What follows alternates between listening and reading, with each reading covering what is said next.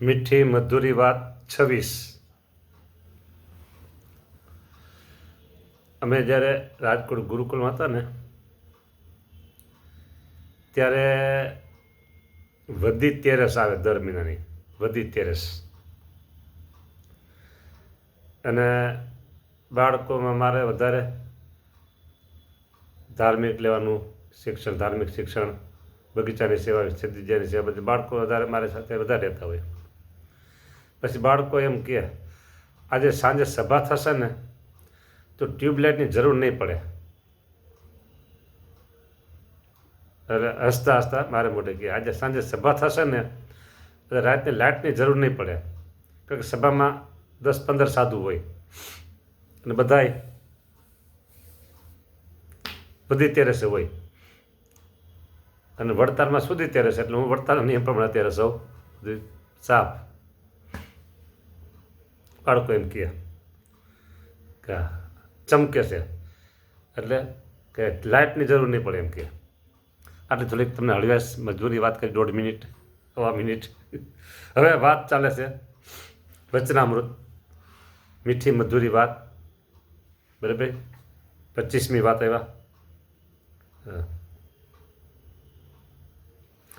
એમાં પ્રશ્ન એવો છે, ભગવાનની મૂર્તિનું ધ્યાન કરવું હોય બરાબર, તો એને ભગવાનની મૂર્તિમાં કેટલા તત્વ છે? 24 તત્વ છે કે 25 તત્વ છે? શું તત્વ છે બરાબર? તો મહારાજ કહે જેને ધ્યાન કરવું હોય ને એને તત્વ છે કે નથી એ કાંઈ ચૂથણું કરવાની જરૂર નથી. એટલે આપણે એમાં આગળ વધતા નથી. હા, વાત એવી છે કે ભગવાનના સ્વરૂપમાં તત્વ છે કે નથી એ કંઈ કરવાનું નહીં.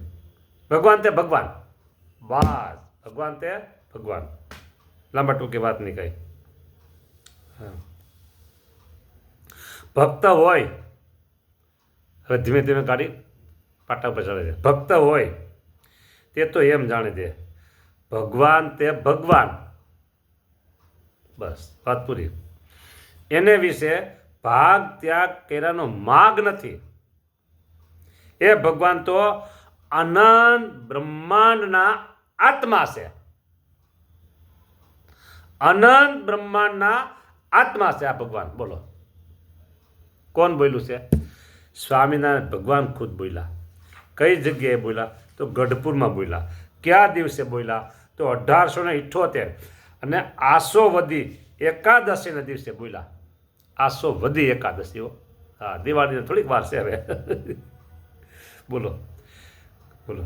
ગઢડાનું વચનામૃત છે મધ્ય પ્રકરણનું 17મું. બોલો, આ ભગવાન શું કીધું? અનંત બ્રહ્માંડના આત્મા છે.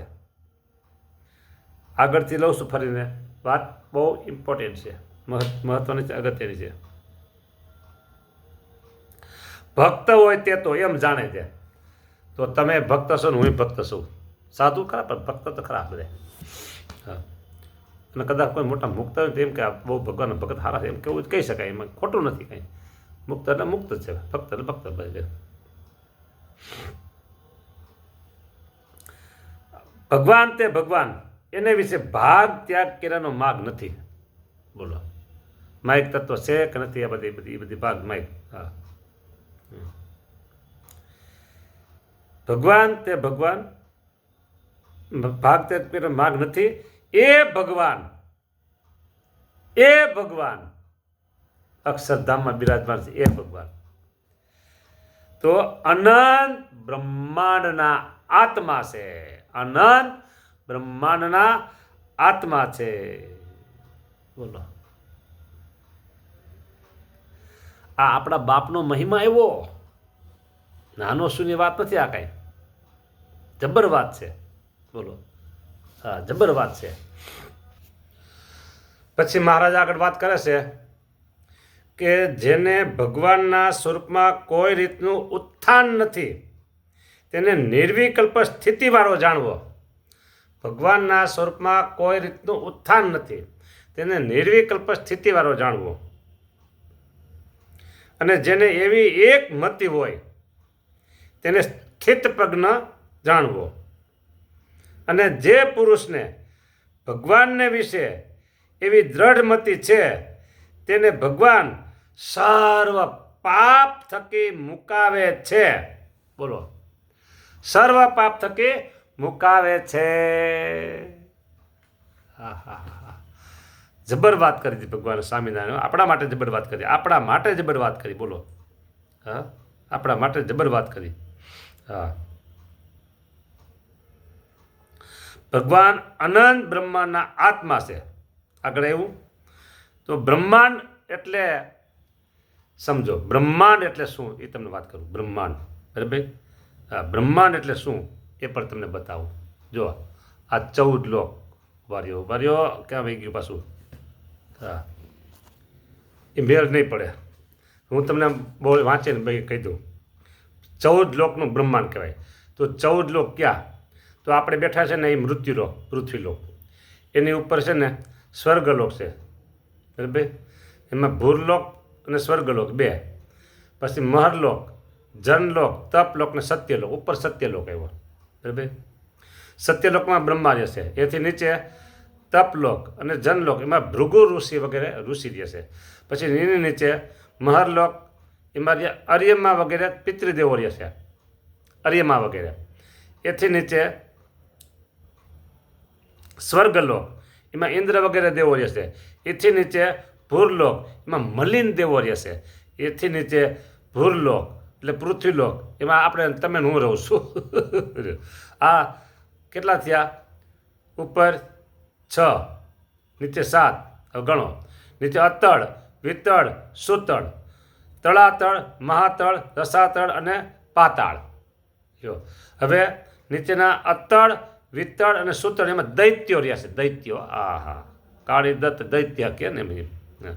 પછી એથી નીચે તળાતળ, મહાતળ, રસાતળ, એમાં નિશાચર રહેશે, નિશાચર.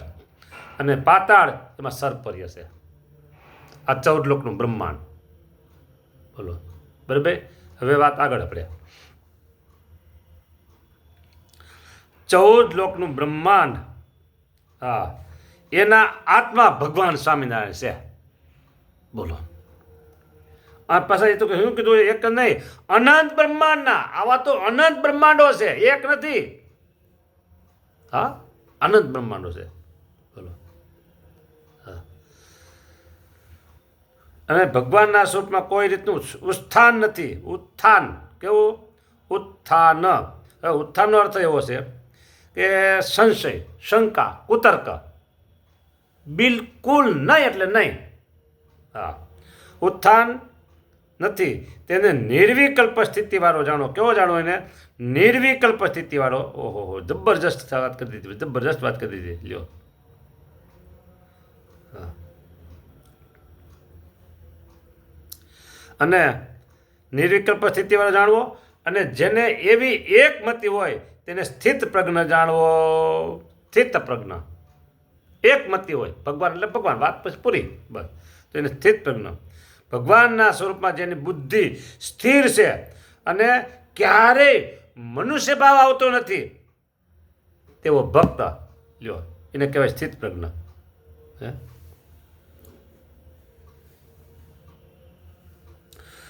પછી એમ કીધું, સ્થિત પ્રજ્ઞ કીધું, નિર્વિકલ્પ સ્થિતિવાળો. બીજું નામ આવ્યું નિર્વિકલ્પ સ્થિતિવાળો. અને જેને એવી એકમતિ હોય તેને સ્થિત પ્રજ્ઞ જાણવો. ઉત્થાન નથી તો નિર્વિકલ્પ સમાધિ. નિર્વિકલ્પ સ્થિતિ કયો કે નિર્વિકલ્પ સમાધિ કયો? બોલો, આ નિર્વિકલ્પ સ્થિતિ કયો કે નિર્વિકલ્પ સમાધિ કયો? એ જીવનમાં અપનાવવું, જીવનમાં ઉતારવું, જીવનમાં આવવું એ નાની સૂની વાત નથી. આટલું જ તમે પકડી રાખો, વધારે નહીં. આટલું જ કે ભગવાન સ્વામિનારાયણ છે તે ભગવાન સ્વામિનારાયણ સર્વોપરી ભગવાન છે, સર્વોપરી ભગવાન છે, સર્વોપરી ભગવાન છે. આટલો પાકો કરી રાખો, બરાબર? કોઈ ઉત્થાન નહીં માં, બસ.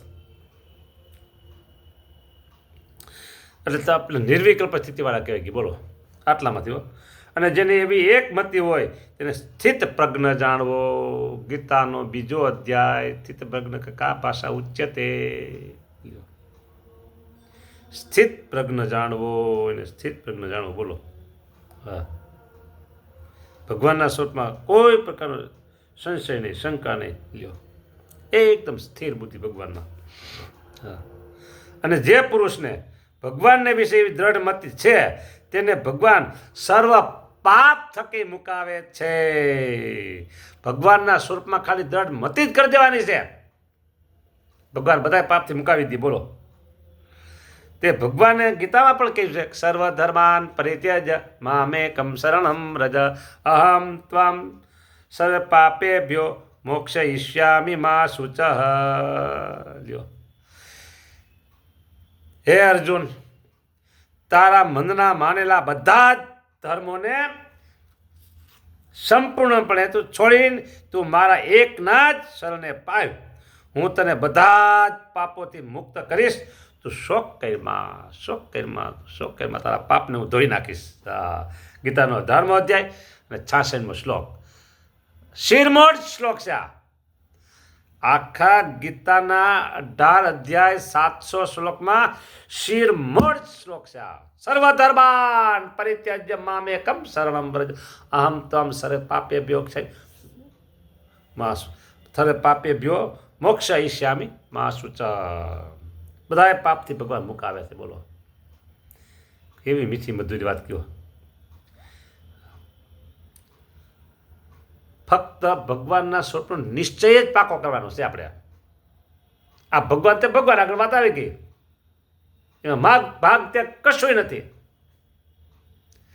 1000 નહીં, 1,00,000 લોકો ભેગા થાય, અરે 1 કરોડ લોકો ભેગા થાય અને એમ કે સામે ભગવાન નથી એમ બોલે, લખે, ગમે તે કરે, બરાબર, ત્યારે જાહેર જનતામાં પડકાર ફેંકે કે ભગવાન સ્વામિનારાયણ સર્વોપરી ભગવાન છે, સર્વ અવતાર તમારે માનવા હોય તો માનો, ના માનો તો તમારી મરજીની વાત છે, પણ આ ભગવાન સર્વોપરી છે ને છે, બસ, આમાં કોઈ શંકા નહીં. તો એને કહેવાય ભગવાન તો એને બધા પાપથી મુકાવે છે. આવી રીતે ભગવાનના સ્વરૂપમાં સ્થિતિ કરવાની. જય સ્વામિનારાયણ. લ્યો રાજી, ચાલો રાજી.